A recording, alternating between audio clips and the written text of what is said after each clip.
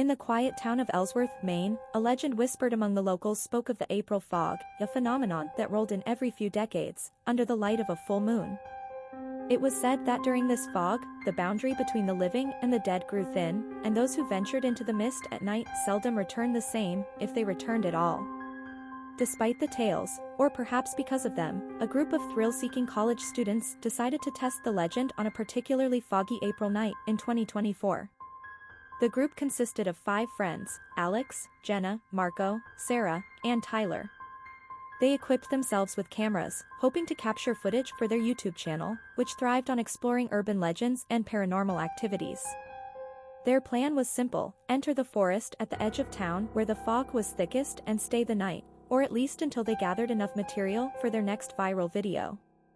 As they ventured into the woods, the fog was already rolling in, thick and oppressive, muffling sounds and distorting shapes. The trees appeared as looming specters, and the path was barely visible. They joked and laughed, bolstering their courage with bravado and the warm glow of their flashlights. But as they ventured deeper, the atmosphere shifted. The forest grew silent, too silent. No rustle of wind, no chirping of night creatures, just the muffled footsteps of the group and the soft, wet sounds of the fog enveloping everything. Jenna, the most sensitive of the group, was the first to sense that something was amiss. She tugged at Alex's sleeve, whispering, "Do you feel that? It's like we're being watched." Alex brushed off her concerns, attributing it to the eerie setting and their heightened imaginations. But as they moved deeper, each member of the group began to feel an inexplicable dread creeping over them. The fog thickened, becoming a dense curtain that isolated them from each other even when they were only feet apart. Calls to one another were swallowed by the fog, leaving each of them feeling increasingly alone and vulnerable. Jenna, who had strayed slightly to the side to examine what looked like an old, twisted tree, found herself completely separated from the others. From her isolated spot, Jenna heard what sounded like whispers. At first, she thought it was the wind or perhaps her friends calling out for her. But as she listened, the whispers took on a clarity that chilled her to the bone. They were calling her name, beckoning her deeper into the fog. Gripped by a mix of terror and curiosity, she followed the voices until she came upon a clearing she had never known existed. In the clearing stood a stone well, ancient and covered in moss. The whispers seemed to emanate from its depths, urging her to come closer. Meanwhile, the rest of the group realized Jenna was missing and began to frantically search for her, their shouts growing more desperate as they each encountered their own horrors within the fog. Alex stumbled upon an old, dilapidated cabin that appeared seemingly out of nowhere. The door creaked open as if inviting him in. Inside, he found a room covered in archaic symbols and old photographs of people whose eyes seemed to follow him around the room. Marco, hearing Alex's distant calls, tried to find him but was drawn instead to a series of statues in a small grove that seemed to weep blood. Sarah and Tyler, sticking close together, found themselves back at the same rock formation no matter which direction they walked, as if the forest itself was reshaping around them. As the night progressed, each friend faced their own nightmarish experiences, unable to find each other, each twist and turn of their path dictated by the malevolent will of the fog. Jenna, at the well, heard the whispers grow louder, urging her to look into its depths. She peered over the edge, her camera recording, only to see a reflection not of her own face, but of myriad faces of the missing townspeople from over the decades, their expressions twisted in silent screams. The camera fell from her hands, plummeting into the darkness below, the light from the screen briefly illuminating the walls of the well, which were lined with claw marks and ancient symbols before disappearing into the abyss. The last thing Jenna heard before the feed cut out was a voice, clearer than the rest, thanking her for her curiosity. Back in town, the group's YouTube followers watched in real time, the live feed flickering with static as the cameras captured fragmented glimpses of the horror unfolding. The comment section was ablaze with viewers debating if it was all a hoax or if something truly sinister had happened. As dawn approached, the fog began to lift, revealing the forest unchanged by the night's terrors. The group, however, was irrevocably altered. One by one, they found their way back to the edge of the woods, each silent about their own encounters, their eyes haunted by what they had seen. But Jenna was nowhere to be found. The last they had seen of her was her live feed staring into the well, her fate unknown, her whereabouts a mystery swallowed by the fog. Gathering at the edge of the forest, the group was at a loss. The sun had risen, dispelling the last remnants of the fog, but the chill of the night's terror still clung to them. They called out for Jenna repeatedly, their voices hoarse with fear and exhaustion, but there was no answer, only the forest's silence greeted them. Marco, his resolve hardened by the fear of losing a friend, insisted they go back to the clearing to search for Jenna. Alex, Sarah, and Tyler were hesitant, each still grappling with their own eerie encounters, but they knew they couldn't leave Jenna behind if there was even a chance she was still there. Armed with daylight and a dwindling hope, they retraced their steps, noticing how different the path seemed with the sun piercing through the trees. The forest, which had felt alive and malicious under the cloak of fog, now appeared just as any other woodland area, its threats seemingly imagined. When they reached the clearing where Jenna had last been seen, they found the well just as she had described, but there was no sign of Jenna or her camera. The ground around the well was undisturbed, the moss untouched, as if the night's events had been nothing more than a collective hallucination. But the fear they had experienced was too real, too visceral to be dismissed. They examined the well, peering into its dark depths with a mix of dread and desperation. There was nothing but an oppressive blackness staring back, the echoes of their calls into its depths returning empty. Determined not to leave without answers, Tyler suggested they use the ropes they had brought for safety to lower someone into the well. After a heated discussion, fueled by anxiety and the fear of the unknown, Marco volunteered. Secured by a makeshift harness, he was slowly lowered into the darkness. As Marco descended, the others kept a tight grip on the rope, their eyes fixed on the opening of the well.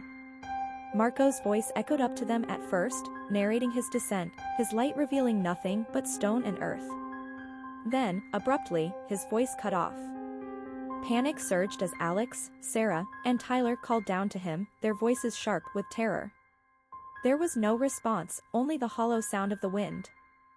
Frantically, they pulled the rope up, fearing the worst. When Marco emerged, he was unconscious, his face pale and drawn, his camera smashed.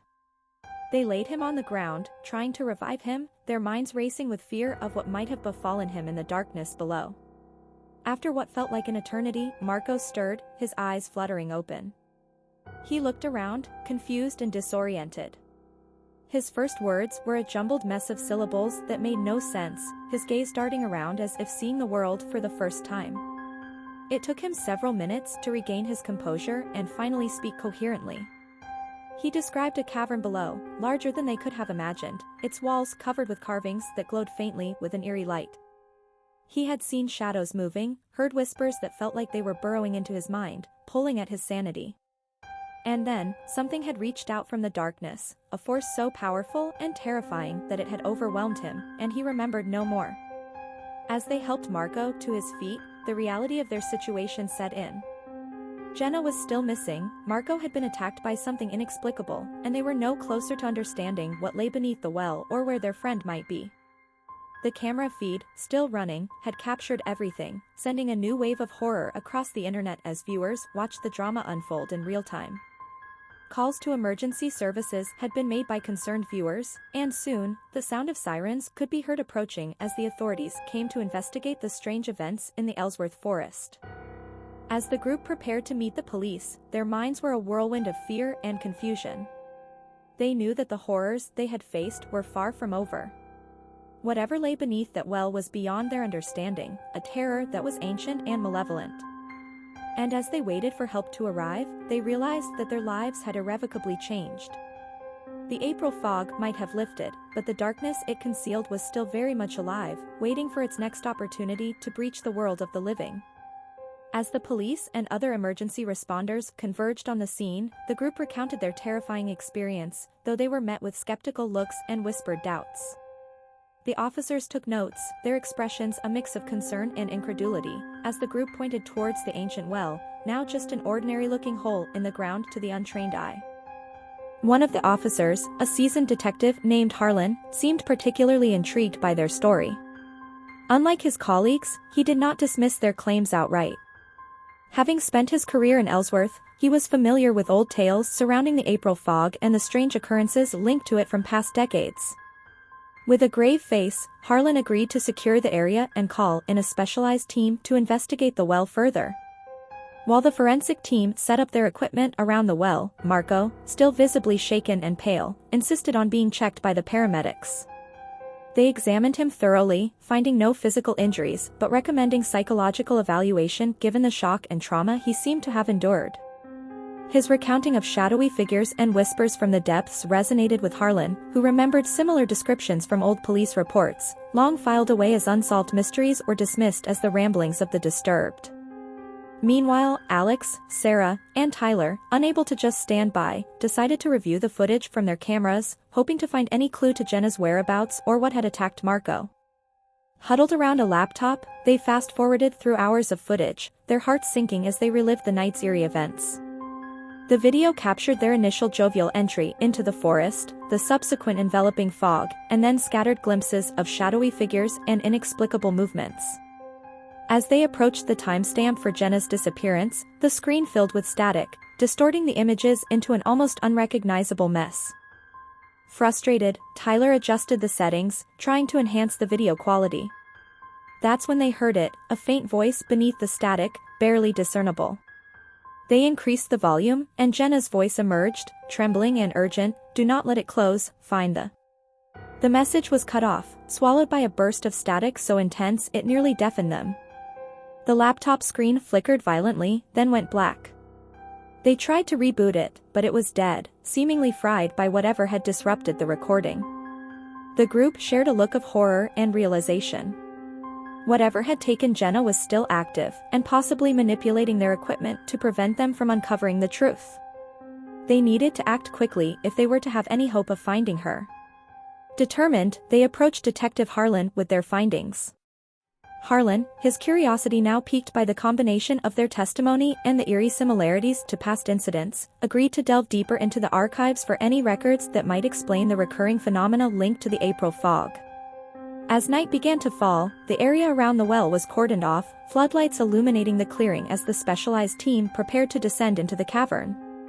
The community, alerted by the day's events and the growing presence of police and media, gathered at the perimeter, their faces etched with a mixture of fear and fascination. Inside the police command trailer, Harlan unfolded old maps and documents, tracing the lines of previous incidents, disappearances, and unexplained occurrences. Each incident had been documented during the foggy nights of past Aprils, forming a pattern that had gone unnoticed until now. The group watched as the first of the specialists, equipped with advanced climbing gear and cameras, began their descent into the well. The camera feed was displayed on monitors inside the command trailer, providing a live view of the cavernous depths below. As the specialist descended, the camera captured the glow of ancient carvings Marco had described, confirming his account and adding a layer of authenticity to the group's story. Just as the specialist neared the bottom, the camera feed began to shake. A low rumble could be heard through the audio feed, growing louder, more urgent. The specialist's voice crackled through the radio, "There's movement down here, something is." The feed went abruptly silent, the screen filled with static as the command trailer and all those watching held their breath. The tension in the air was palpable, every eye fixed on the screen, every muscle tensed in anticipation of what might come next. The mystery of the well was deepening, the night growing darker, and the fog once again beginning to roll in, hinting that whatever secrets lay hidden were not yet ready to be revealed. The static on the screen finally cleared, revealing a chaotic scene. The specialist's camera now swung wildly, offering only fleeting glimpses of the cavern's interior. Over the radio, panicked breathing could be heard, punctuated by the specialist's voice shouting for an immediate extraction. The team above scrambled, their actions swift and precise, as they prepared to pull him up. As they hoisted the specialist back to the surface, the crowd around the well and those watching the monitors held their breath in tense anticipation.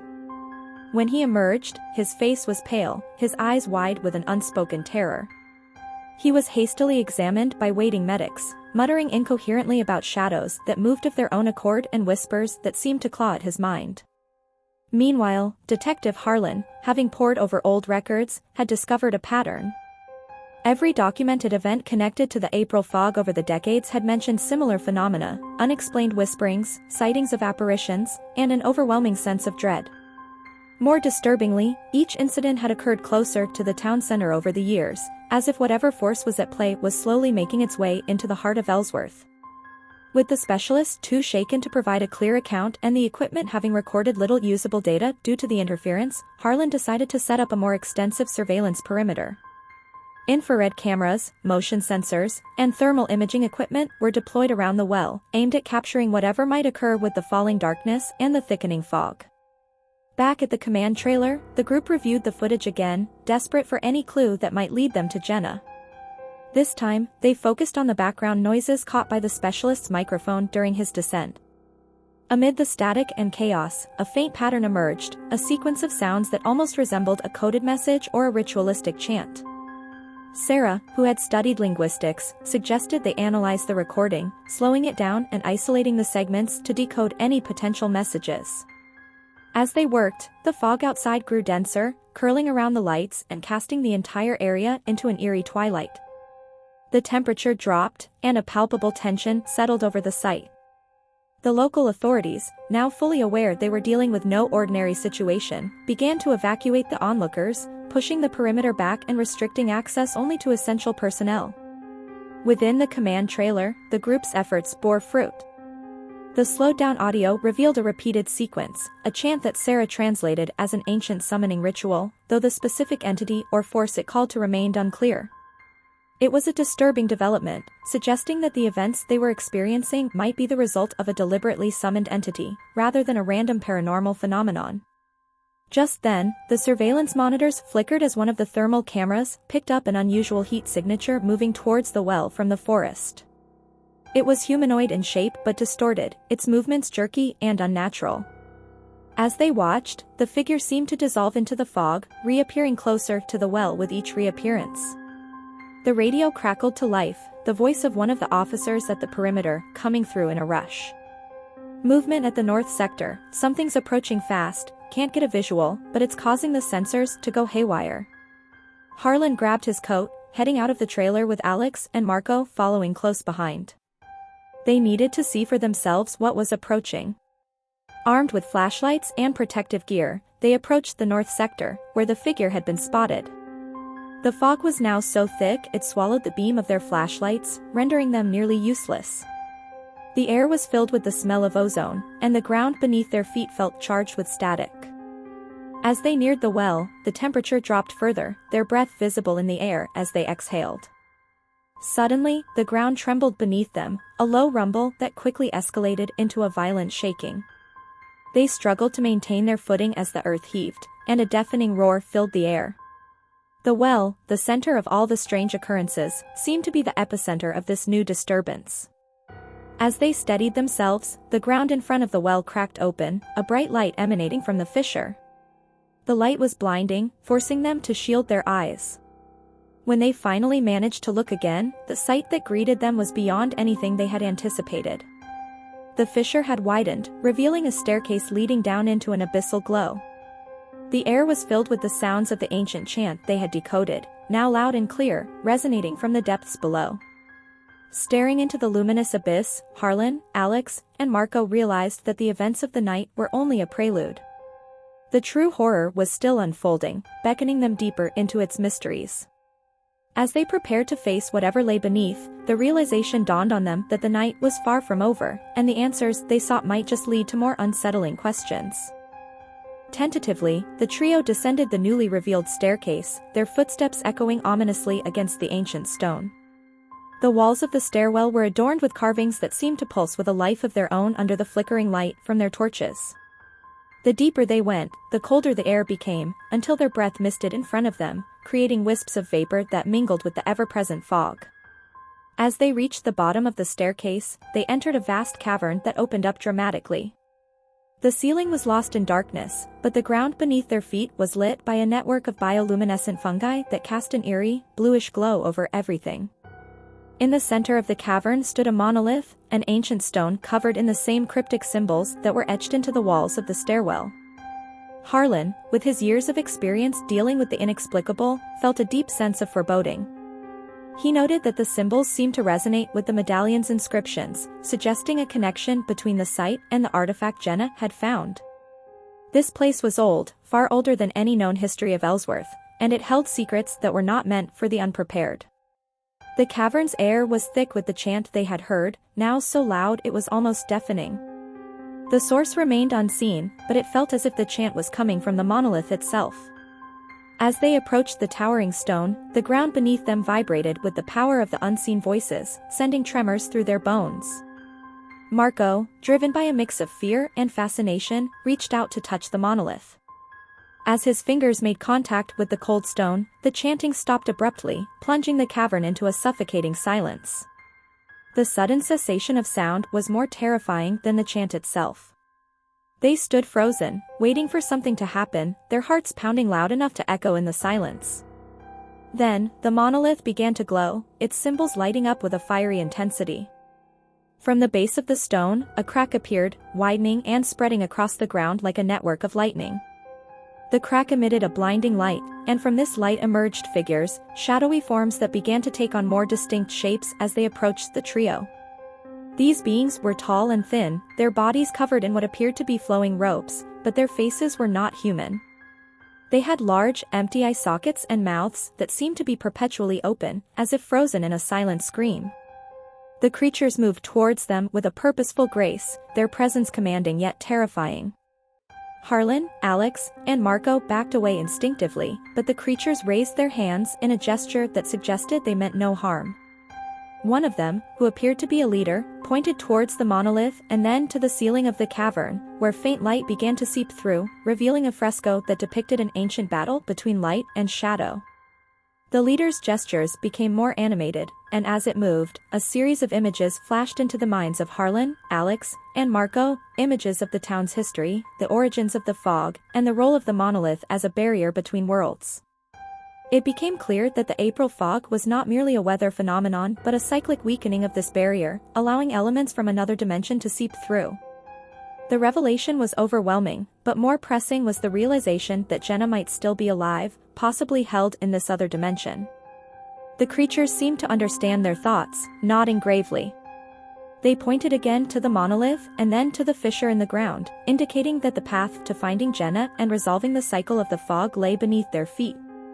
As the trio contemplated their next move, the ground shook once more, a reminder that the stability of the barrier was diminishing. They needed to act quickly if they were to restore the balance and save Jenna. Each knew that descending further into the depths might bring them face to face with horrors beyond their understanding, but the drive to save their friend, and perhaps their town, steadied their resolve. With a final look at each other, they signaled their decision to the shadowy beings, who stepped aside, opening the way to the fissure. The light from below beckoned them, promising answers and perhaps a confrontation with forces as old as time itself. As they prepared to step into the unknown, the reality of their situation settled around them like a cloak. Below them lay not just the hope of saving Jenna, but potentially the key to understanding and maybe even stopping the April fog forever. The descent into the abyss was just the beginning, and what awaited them was shrouded in as much mystery as the fog that had brought them here.